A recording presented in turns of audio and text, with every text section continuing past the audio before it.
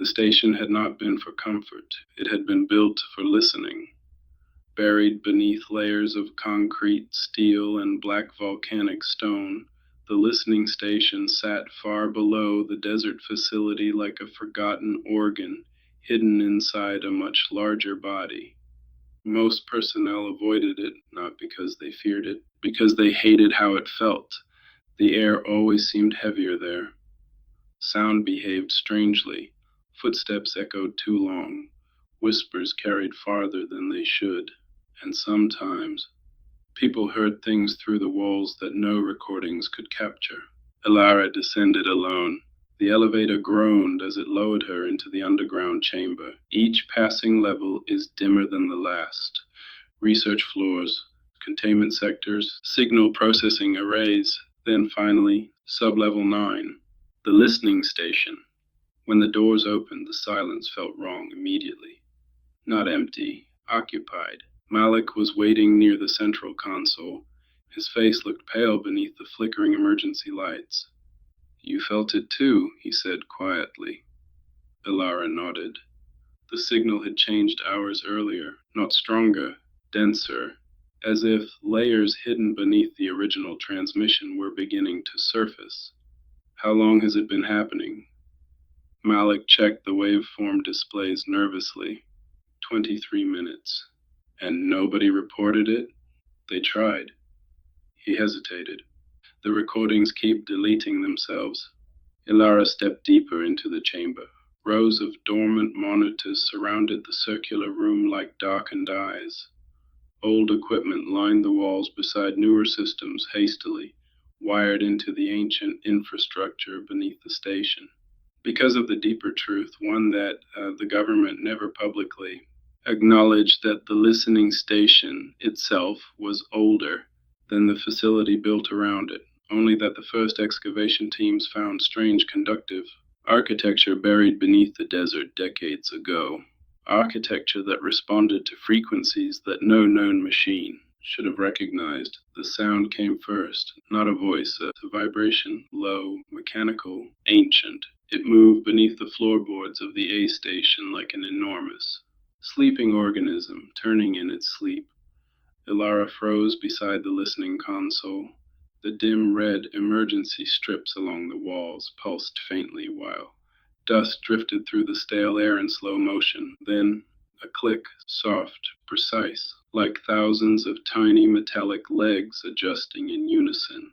Somewhere inside the walls, the sound repeated, closer this time, a rhythm, not random, structured, intentional. Elara slowly raised her hand toward the nearest speaker. The waveform on the monitor trembled violently. The signal had changed. "Do you hear that?" Malik whispered. Nobody answered, because they all heard it. The hive, not insects, something between the two. A living architecture beneath the transmission itself. The deeper frequencies folded into one another, producing impossible harmonics that made the air feel heavy against their skin. The station lights dimmed, then flickered, then synchronized perfectly with the pulse.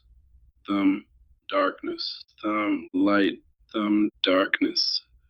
The rhythm spread through the walls like a heartbeat awakening inside the structure, and then the whispers began, barely audible, layered beneath the signal, human voices distorted beyond recognition.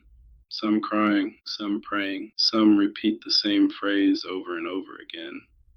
"It aligned, it aligned, it aligned." Malik backed away from the console. Elara shut it down, but she couldn't move, because the waveform wasn't behaving like sound anymore. It was reorganizing itself, building something. The signal spikes rose into geometric formations across the monitor, forming symmetrical structures resembling massive, interconnected chambers. A hive, no, a map. The station speakers erupted with sudden static. Everyone covered their ears, except Elara, because beneath the noise, she heard breathing, slow, colossal, waiting. Then every monitor displayed the same numbers simultaneously. 3, 2, 4. The room temperature dropped instantly, Frost spread across the metal console beneath Alara's fingertips. Amy, deep inside the transmission, something became aware that they were listening. The lights failed. Darkness swallowed the station. Then the breathing stopped.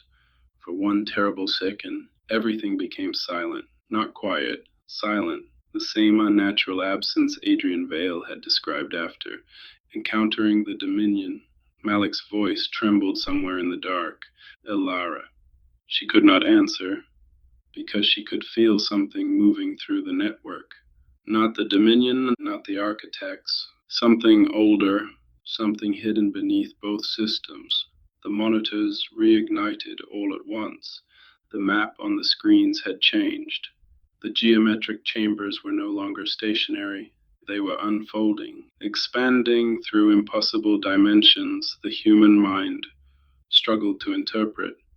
And at the center of the structure, a single shape pulsed, not mechanical, organic, like an enormous sleeping heart suspended inside the lattice.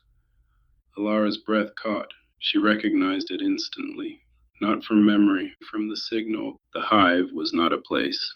It was a mechanism, a vast living processor buried somewhere beyond normal space. A convergence point where consciousness itself could be collected, merged, and redistributed across the network.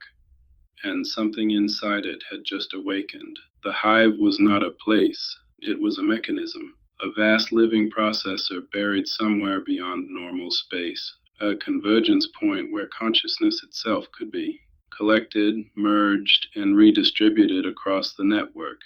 And something inside it had just awakened. The whispers returned, louder now, no longer distorted. Thousands of voices speaking together, not in fear and devotion. It aligned. Malik stared at the displays in horror. What does that mean? Elara barely managed to answer. It means the network is connected to something. The floor beneath them vibrated again, this time strong enough to crack dust loose from the ceiling, somewhere deep below the station. Metal groaned. Ancient machinery begins to move after centuries of silence. The Vaikara appeared inside Alara's thoughts without warning, not as a figure, as pressure, as meaning. You should not awaken the hive. Alara's pulse quickened. What is it? The answer came slowly. The first structure built after the fracture. Images flooded her mind instantly. Worlds consumed by synchronized consciousness.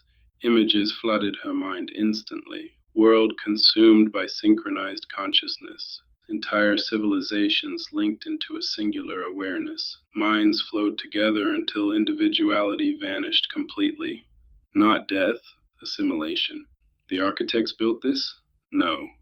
They feared it. Elara stared at the unfolding geometry on the screen. Then she understood why. The hive was what happened when connection evolved beyond control. A system where thought no longer belonged to individuals, only to the network itself. And now it was aligning again. The monitor suddenly shifted to a live, deep space feed. A distant relic fragment pulsed violently near the edge of a dead star system. Then someone activated another, then dozens more. Each is responding to the same harmonic pattern emerging from beneath the station. The hive was calling to the network, and the network was answering. Across the world, synchronized listeners collapsed simultaneously. Their eyes opened moments later. Black pupils widened unnaturally. Heads are turning in the same direction, toward the desert, towards the station beneath the earth, and through every connected mind. The same realization spread. The gate was not opening, it was being assembled.